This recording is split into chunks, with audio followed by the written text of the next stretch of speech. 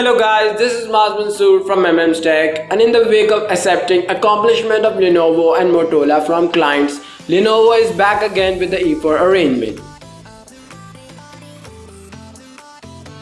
We have done the unboxing of this budget mystery on the channel, whose link will be at the top right, so do have a look. So we have used the phone about a week and come up with the quite interesting facts. Let's talk about what's the main offering in such a low cost, that is about $90. You are getting Android 7 Nougat out of the box, a fingerprint sensor, a selfie camera with a flash, a removable back alongside the removable battery and much more. The design is a bit that of Moto Z and the G5. Normally you are expecting plastic bits in such prices, but you are getting a mostly metal back which is removable. The headphone jack is on top while the charging port on the bottom, and it's the micro USB which doesn't support fast charging. The volume rockers and the power button are on the top of each other. The power button is being given a dotted appearance which makes it easily differentiable. The speakers are at the bottom back with Moto branding in the middle and a big circular glass housing the 8 megapixel camera and the flash. While on front you are getting a 5 megapixel selfie shooter with a flash as well and the front earpiece.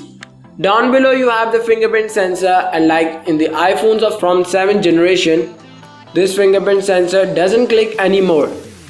It is a bit slow but responsive and doubles as a gesture button. It means you can go back further or swipe between recent apps. In between is a 5-inch IPS LCD display with 66% screen to body proportion. The Moto E4 is giving a pixel thickness of 320 dpi with 720p of resolution. The display is great under low light condition while gets difficult to view in sunlight, although still it's sharp. The speaker sounds average and is a good combination with the screen. Which are bracketed. The micro USB charging port on the bottom. Internals are a bit different as compared to different models. Mine one has a Snapdragon 425, a quad-core 1.3 GHz processor, a Mali T720 MP2 GPU coupled with 2 GB of RAM and 16 GB of internal space. Decent specs, making the phone to perform daily tasks well on point. Even games go out on point as well. The UI experience is enjoyable with nearly pure Android. Switching between apps and sliding between pages is fast as any other stock Android phone. Although coming from a Motorola family, you will be missing the Moto action like chopping to turn on the flashlight or shaking to open the camera. But you can still launch camera by double pressing the power key.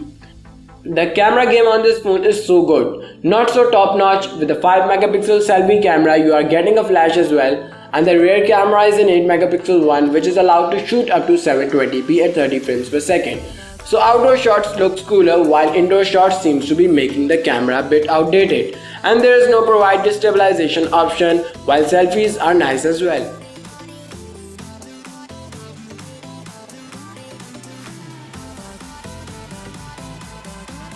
The back is removable, revealing the removable 2800 mAh battery and slot from dual SIM card and a separate slot for micro SD card up to 128 gigs. The battery is good, providing a full day of normal usage. The phone is a great option for those at a budget or want decent spec in such a low cost. Hope you guys liked the video. If you did, make sure to smash that like button, subscribe to the channel for more videos. Until next time, take care. Peace out.